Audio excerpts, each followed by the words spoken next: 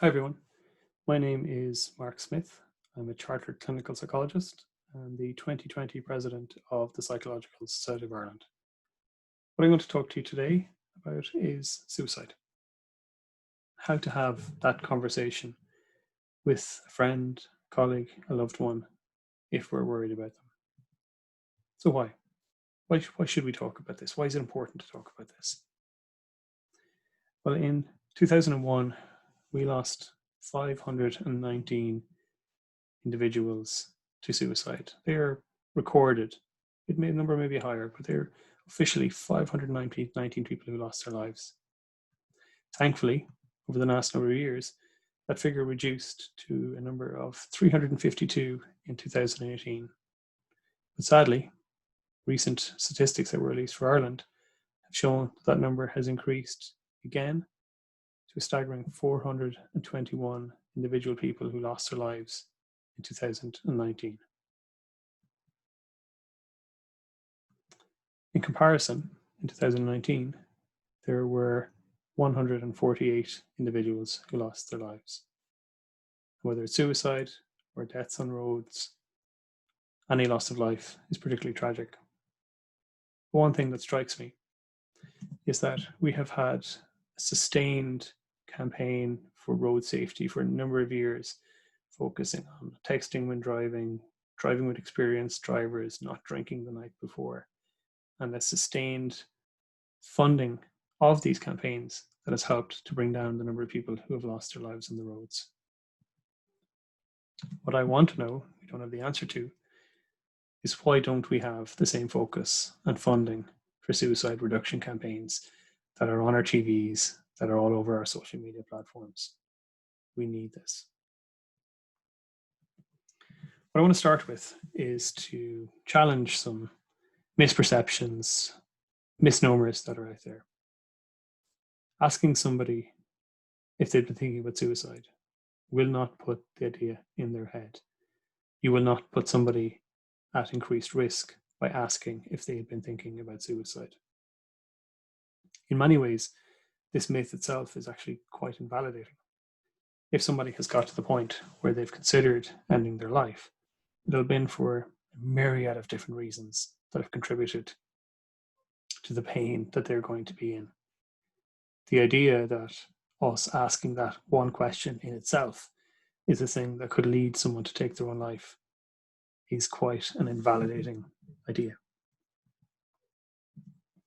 It is important to acknowledge that it's anxiety provoking to ask somebody else that question. For us as an individual person, to ask somebody else, have you been thinking of ending your life? So if you have been feeling a little bit anxious or tense about the prospect of having that conversation with somebody, that's okay. That makes sense. It's also important to acknowledge that if you have a worry or a sense that a friend, a colleague, a family member might be at risk of suicide, and you get the answer wrong and they're not at risk, that's okay too. But it's better to be wrong about that than not ask the question at all. It's also important to consider the feedback and experiences of people who have been asked about if they had been thinking about suicide. For many, they would report feeling a sense of relief. I don't have to carry the burden of having these thoughts on my own anymore. Somebody else can carry that with me. Somebody has recognized that I was in pain. They recognized that everything wasn't okay. For me, I always think about having this conversation with somebody as being a privilege, that they have chosen to share their inner experiences, their most painful inner experiences with me, and to trust me enough to admit that they've been thinking about taking their own life. So, in many situations, I'll say thank you. Thank you for telling me. Thank you for allowing me to carry that burden with you, for allowing me to experience the pain that you've been going through. One thing we need to look out for is that there is no stereotype, there is no one characteristic that will help you to know for definite if someone has been considering suicide. I've worked over the years with many people who have lost family members and friends and colleagues to suicide. One of the things that they've struggled with is looking back and saying, but they didn't seem depressed.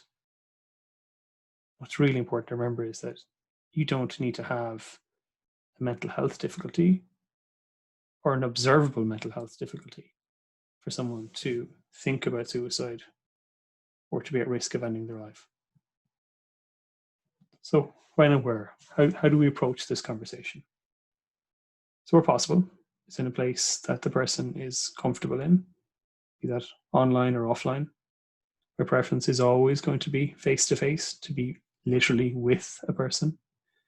But if online is the only way that the person who is thinking about suicide feels comfortable enough to have the conversation, then that's what we're going to do. But preferably, it'll be by doing something that both people would enjoy. Going for a walk, a drive, watching TV together, having a meal. These things are going to put the person at ease so that it can make the conversation a little bit easier.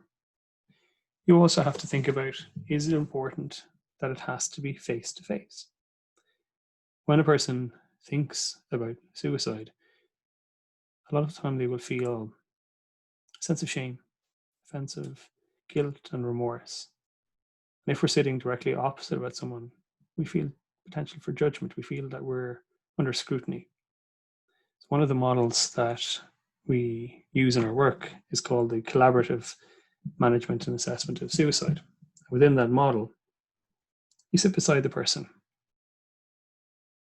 So you're symbolically showing, I am with you, but also the person is not directly under scrutiny. So again, if we're going for a walk, if we're going for a drive, we're side by side with that person.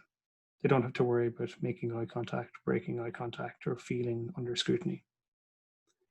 What's also important is that we would have this conversation ideally when both people are calm. We don't want to have a conversation about suicide in the middle of an argument. That's not going to help. When we approach the conversation, there are a couple of principles we need to bear in mind. Most importantly, to be non-judgmental, to be non-blaming and non-pitying. Someone who has considered taking their own life already feels pretty crap about themselves. They don't need pity. They don't need to be blamed. They don't need any of this. This is not going to help you to have successful and productive and safe conversation with somebody about it. Well, there is no perfect way to have a conversation with someone about suicide. There are a couple of key things that will improve it. One of these things is being direct, not beating around the bush, not being subtle about it, getting to the point. I was never sure what it was like for a person to be asked this question. So I asked one of the young people that I worked with, what's it like when I ask you about suicide? And the response is one that I'll never forget. They said, Mark, you're as subtle as a brick in the face. Great.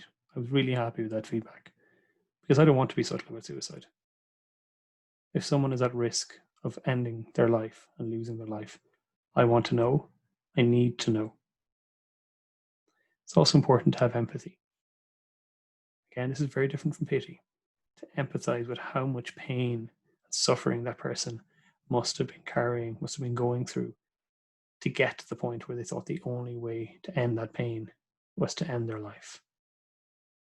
It's also so important to have hope, to instill hope, and not hope that there's going to be a Pollyanna existence and they're going to be happy, content individuals for the rest of their lives, but hope that things have the possibility of improvement, hope that they can be safe in this moment, in this next day, in this next week, and hope that there will be a way through it.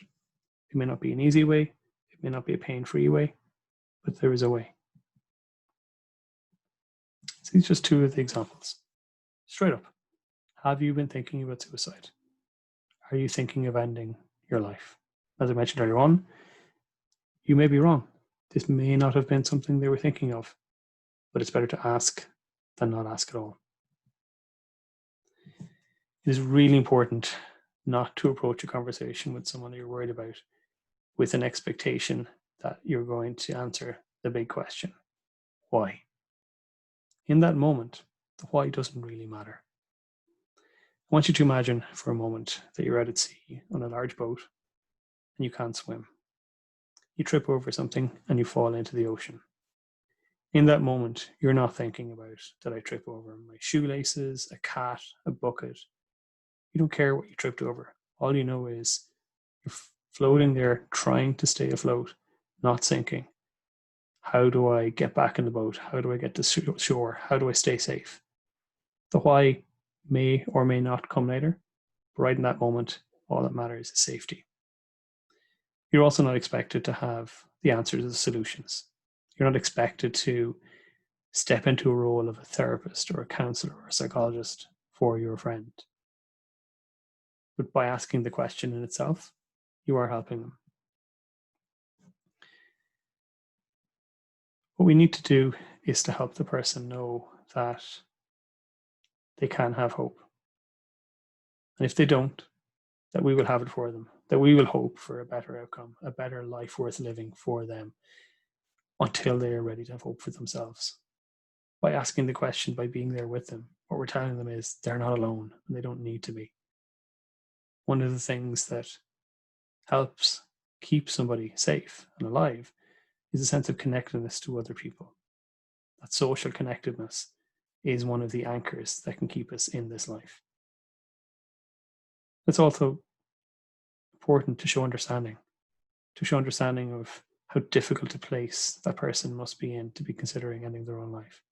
Understanding of the pain that has driven them thinking of this.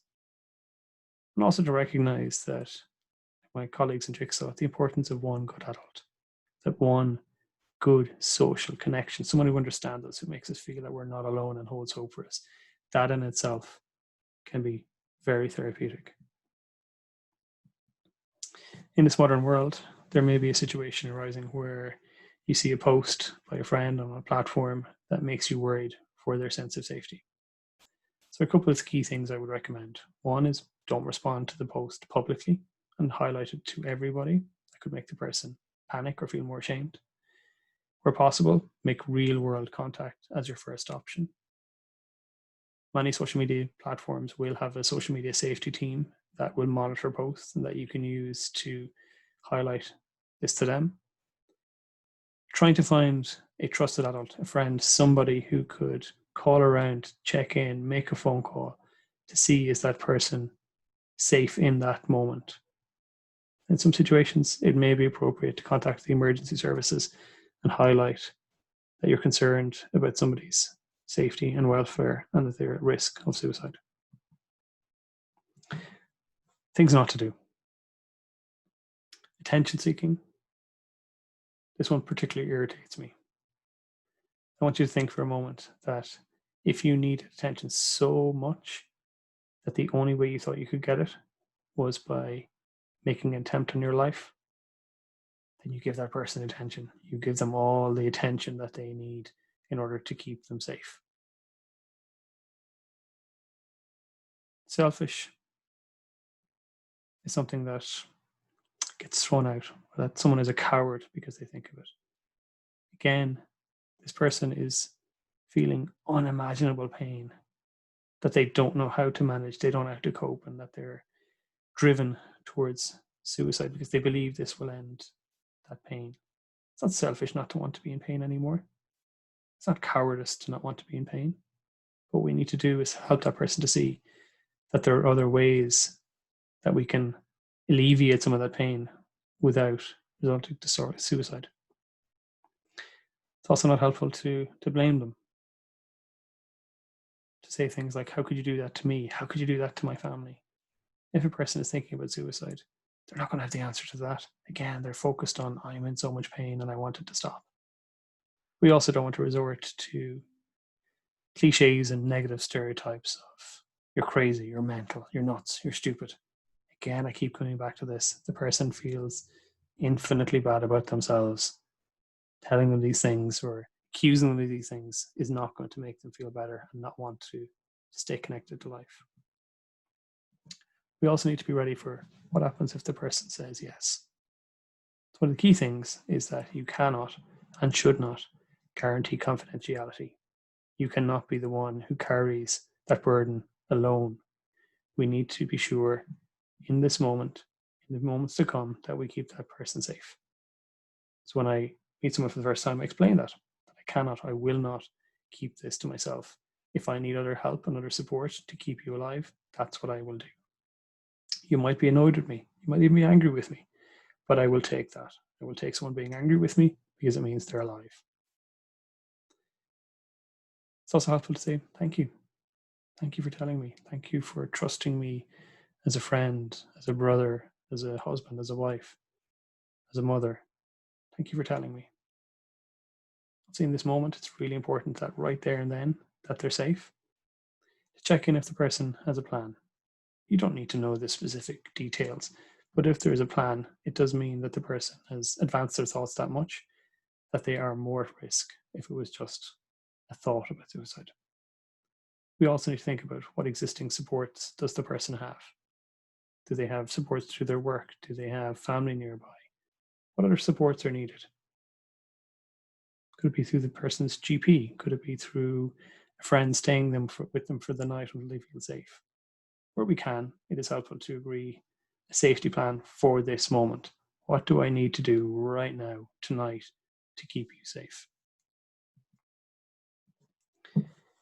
If you do ask this question and you engage in a conversation, it's also really important to take care of yourself. As we mentioned earlier on, it's anxiety provoking to think about asking this question.